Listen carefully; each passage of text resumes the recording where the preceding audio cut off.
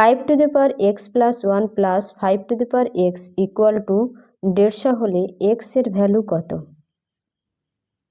5 to the power x plus 1কে আমরা 5 to the power x into 5 to the power 1 লিখতে পারি, plus 5 to the power x equal to 150। 5 to the power এক্সকে common নিলাম, 5 plus 1 equal to 150। 5 to the power x into 6 equal to 150। 5 to the power x 6 দুখানে 12, 5 ছক 30 equal to 25।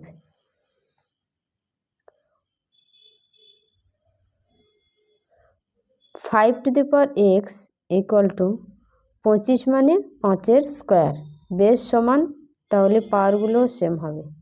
X equal two 2।